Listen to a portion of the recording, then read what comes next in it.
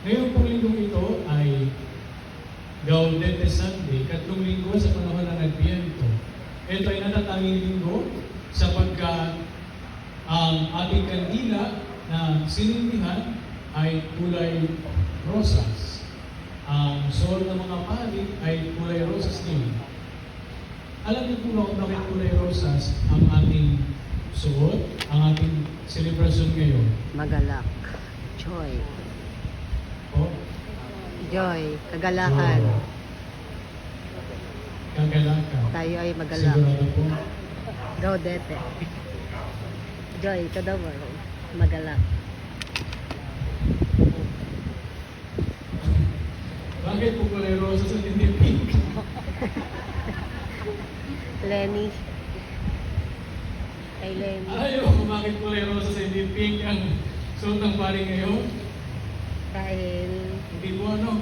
Kasi, ano ba ang sabi sa ating Biblia? Jesus rose from the dead. Jesus did not pick from the dead. Oo nga. Oo nga. Right. Joke lang po. Joke Ayaw lang. kung sino may pakana sa joke na ito. Si Father J.R. Si Father JR pala. Kagabi nga. Father J. Kasi kanina umaga, pinanin niya ako sa diklatan. Ako na sa sasakyan, tanong niya sa akin, alam mo, bakit kulay rose ang ating suot ngayon? Di ako naman seryoso, sabi ko, kasi may Gaudete Sunday. Kagalakan. Mali. Kasi, Jesus rose from the dead. Oo nga. Jesus is the king from the dead. Ang galing ni Pat. Pero seryoso po, ngayong linggo ito ay Gaudete Sunday. Nag-iisang linggo na pinapahintulutan tayo ng simbahan na magsaya. Ito ay, we are pausing for the meantime from the usual Advent season. Di ba pag Advent po, violet, dahil tayo ay nagsisisi sa ating mga kasalanan. Tayo ay humihingi ng tawag sa Diyos. Nagbabalik loob po tayo. Eh kapag tayo humingi ng tawag, hindi naman tayo nakangiti. Ano? Sino ba naman sorry tapos tumatawa? Pero ngayong linggo na ito, pinapahintulutan po tayo magsaya. Dahil malapit na ang pagsilang ng ating Panginoon. Ang apat na linggo po kasi ng Adviento ay nahahati po sa dalawang paghahanda. Ang unang dalawang linggo, nakatuon po sa paghahanda natin sa pangalawang pagbabalik ng ating Panginoon sa wakas ng panahon. Ang huling dalawang linggo naman, ngayon, at sa susunod na linggo, ang ating pinaghahandaan ay ang pagsilang ng ating manunubos, ang Kapaskuhan. So kaya ngayon po, tayo ay nag-umpisa na. Pwede na tayong magsaya.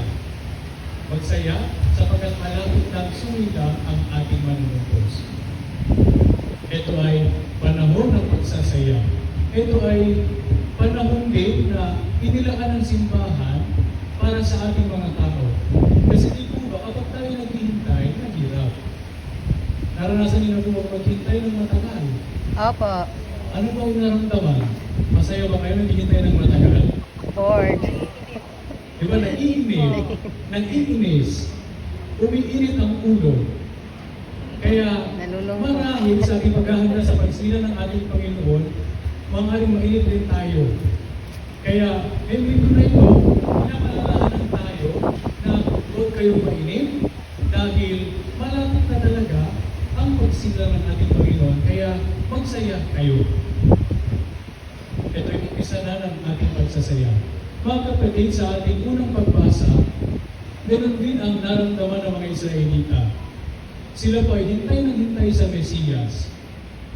Buong buhay nila, ang kanilang alam ay darating na talaga ang Mesiyas, ay susugo ng Diyos.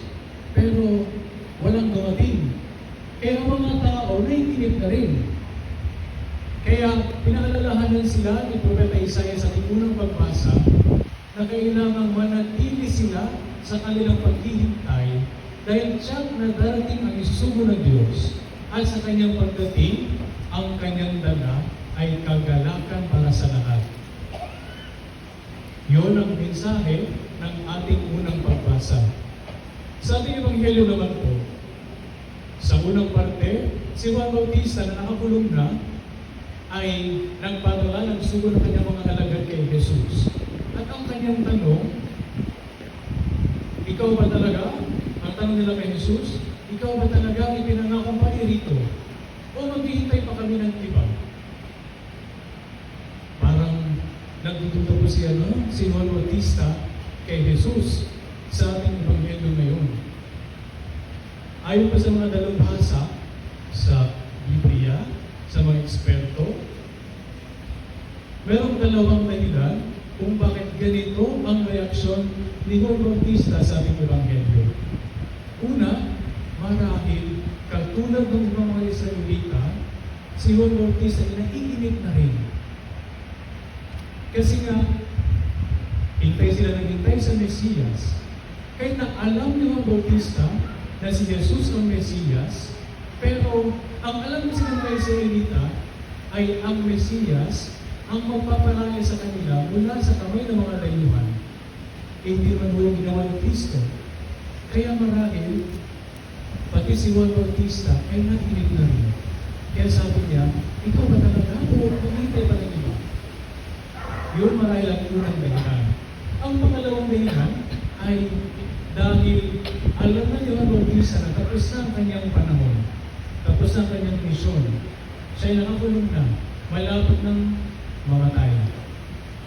Kaya ang nais ni Juan Bautista na malaman ng kanyang mga alagad na si Kristo talaga ang Mesiyas, na sila mismo marinig nila at makita ang mga ginagawa ni Jesus. Panahon na para ang kanyang mga alagad ay sumunod kay Jesus. Nais ni Juan Bautista na makita talaga nila na hindi si Juan Bautista ang hinihintay ng lahat. Ang hinihintay ay si Jesus, ang talagang Mesiyas. Kaya nga, yun ang nais ang malaman ng kanyang mga alagad. Mas maganda kasi na sila mismo makarinig at makakita mula kay Jesus. Panahon na para si Jesus naman ang sumika. Panahon na para malaman ng mga tao na ang kanilang hinihintay ay dumating na talaga. At sa huling parte ko ng ating Ebanghelyo, narinig din natin na pinuri ni Jesus si Juan Bautista. Sabi nga niya, walang nakila ni higit pa kay Juan Bautista dahil siya ang tagapanguna, siyang tagahagda ng daraanan ng ating Panginoon. Ang bitaw sa Angelo ay si Juan Bautista. Pero alam natin na hindi niya dinala ang mga tao patungo sa kanyang sarili. Dinadala niya ang tao patungo sa ating Panginoong Jesus. Tayo ho na mga naglilingkod sa simbahan, sa ating pagpapalaganap ng mabuting balita, sa ating pagsisimbi, hindi rin naman natin dinadala ang mga tao sa ating mga sarili. Ang lagi natin ipinapakilala ay ang ating Panginoon sa Kristo. Ang nais natin ay malaman ng mga tao ang kabutihan, ang pagmamahal, ang pagliligtas na ginawa at ginagawa ng ating Panginoon Jesus para sa ating lahat.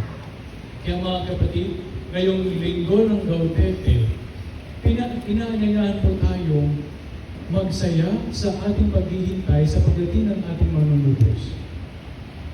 Pero ano nga ba ang kagalakan? Paano po natin matatango ang kagalakan? Masaya mo ba tayo sa ating mga buhay? Ang kasiyahan, ang totoong kagalakan, hindi naman ito yung wala tayong problema. Joy is not the absence of pain, not the absence of suffering. But joy is, even though we are suffering, even though we are in pain, there is the presence of hope. Ang totoong kagalakan ay ang presensya ng pag-asa. Kung tayo nakaramdam ng pag-asa sa kabila natin pinagdadaanan, pwede tayong magtamo ng kagalakan. Ang kagalakan, mga kapatid, ang totoong kagalakan ay matatamo lamang natin at ay magmumula lamang sa Diyos. Ang ating mga ginagawa sa buhay para mag-enjoy, pwede tayong kumanta, pwede tayong sumayaw, pwede tayong uminom, pwede tayong mag-enjoy. Pero tandaan po natin na ang may bibigay ng mga iyon ng kagalakan ay panandalian lamang. Ang tunay na kagalakan ay matatamo lamang natin sa Diyos, mula sa Diyos.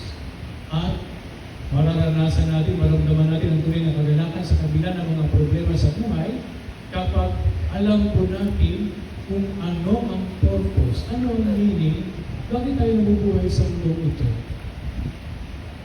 Pagnilayan po natin at alamin po natin ano ba ang rason, bakit tayo binigyan ng Diyos ng buhay. Dahil kung alam natin kung ano ang saysay ng ating pamumuhay sa mundo ito, mararanasan natin ang kagalakan na tunay at walang hanggan. Mga kapatid, sa ating paghihintay sa ating Panginoon, pagsikapan po natin na maging handa at maging tapat sa Kanya. Nang sa ganon, kapag siya ay bumalik, matatawang talaga natin ang tunay na kagalakan, ang kagalakan ng buhay na walang hanggan sa kalangitan. Amen.